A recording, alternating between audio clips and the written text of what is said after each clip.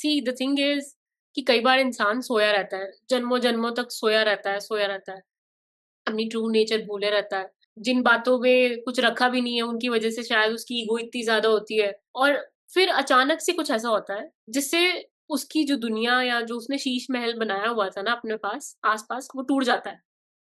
ये हर हम्म। हर बंदे की लाइफ में ऐसा टाइम आता है, कभी कोई सपना टूट गया उसकी वजह से आता है, कभी किसी का ब्रेकअप हो जाता है, कभी किसी के चाइल्ड की डेथ हो जाती है, कभी किसी के स्पाउस की या किसी की डेथ हो जाती है, कभी कोई बिछड़ जाता है फॉर वॉट एवर रीजन, और उस टाइम पे समझ आता है कि शायद जो मैं इतनी देर से समझ रहा था, जिस चीज को सच समझ रहा था, वो नहीं है सच।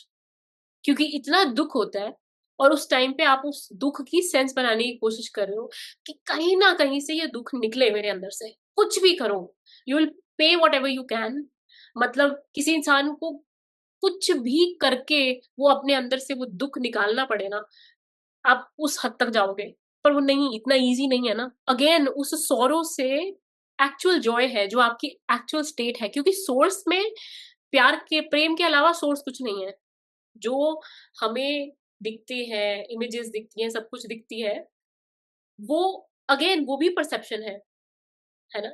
सगुन से निर्गुण तक जाने की, वो सारी डिटैच करने की, ये जो बहुत ही पेनफुल प्रोसेस है, ये जो ईगो डेथ की प्रोसेस है, जिसमें आप भूल रहे हो अपने आप को। मैं आराम से बोल रही हूँ, lose yourself, forget yourself, empty your cup, but it's a process.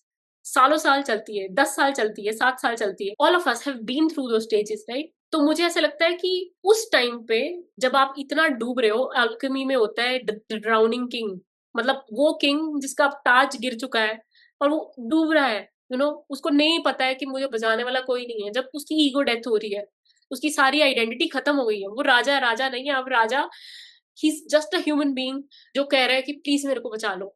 क्या राज, क्या राजपाट, क्या प्रजा, नथिंग, यू नो तो ऐसे मोड पे जब आपको बिल्कुल नहीं पता ना, आप बहुत सारे गलत डिसीजंस ले सकते हो। क्योंकि अगर आपका कप इतना एम्प्टी है, और अगर आपका कप अमृत के साथ भरने वाला कोई नहीं है ना, तो आप हो सकता है वो विष के प्याले से अपना कप भरने लग जाओ। बोलते हैं ना, we start drinking from the cups which have poison in them. If we don't have, hmm. A full cup, तो बहुत बहुत, I think it's a beautiful quote. और यहाँ पे इट्स सो वेरी इंपॉर्टेंट कि हम अपना कप उस ज्ञान से भरे या उस लाइट से भरे जो जो विश नहीं है, there is no other way to put it.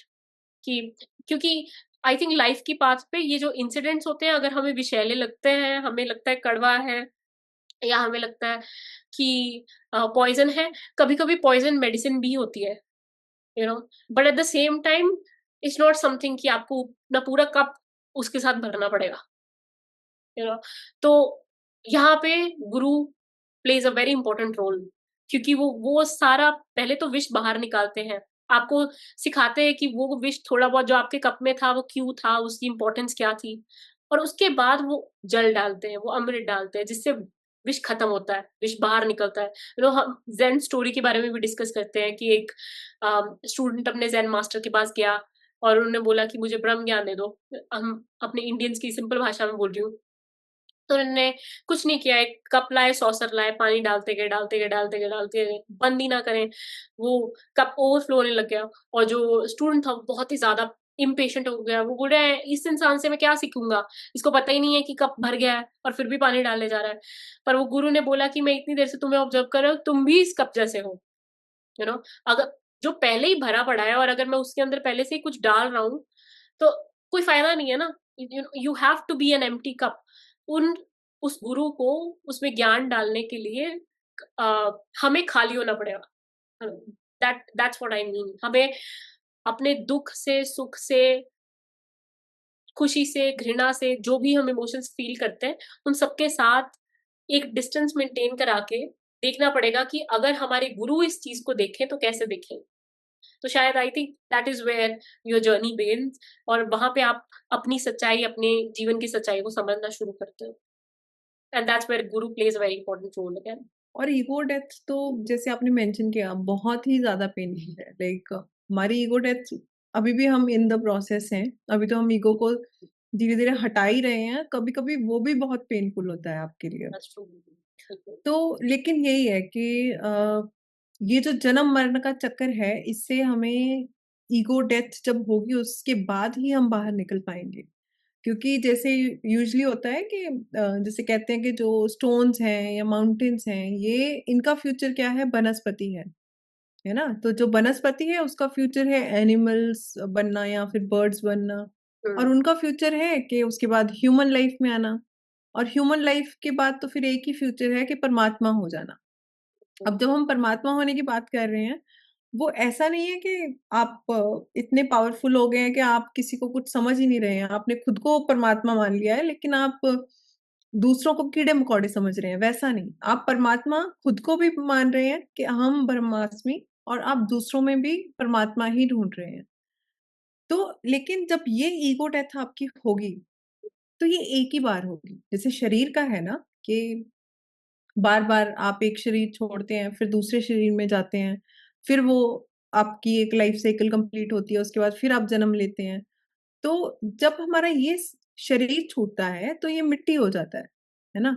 मिट्टी में मिल जाता है। लेकिन मन जब आपका मरेगा, जब आपकी ईगो मरेगी, तो फिर आप उस परमात्मा में लीन हो जाएँगे like you will become one with God. You are already one with God लेकिन उसके बाद आप रियलाइज़ करेंगे बेसिकली कि पहले डिफरेंस कभी था ही नहीं। हमेशा जो डिस्टेंस था वो इल्यूज़न था, डिस्टेंस कभी था ही नहीं आपके और परमात्मा के बीच में।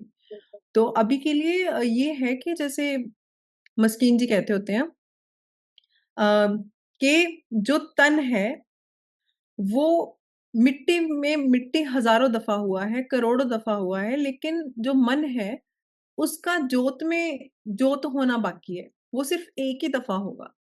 तो जो पूरी की पूरी हमारी जर्नी है, वो मन को, जो हमारा सूक्ष्म शरीर है, उसको जो हमारी ईगो है, उसको मार के रियलाइज़ करना कि हम हमेशा परमात्मा के साथ एक ही थे। और ये नहीं है मारेंगे मारना एक प्रोसेस हमारे हाथ में नहीं है कि हम हमारा सूक्ष्म शरीर है, हम मार देंगे उसको। वो ये है कि समझाने के लिए बोलना पड़ रहा है वो, लेकिन ऐसा वो इन द प्रोसेस खुद ही होगा, थ्रू ग्रेस होगा। जैसे कहते हैं ना कि हम अपने एफर्ट से जो हमारे चक्र होते हैं जैसे कि हम जो हमारी कुंडलिनी भी है वो हम ये यहाँ थर्ड आई तक हमारे हम जागृत कर सकते हैं। लेकिन जो थर्ड आई से क्राउन चक्र है ये हमारे हाथ में नहीं है।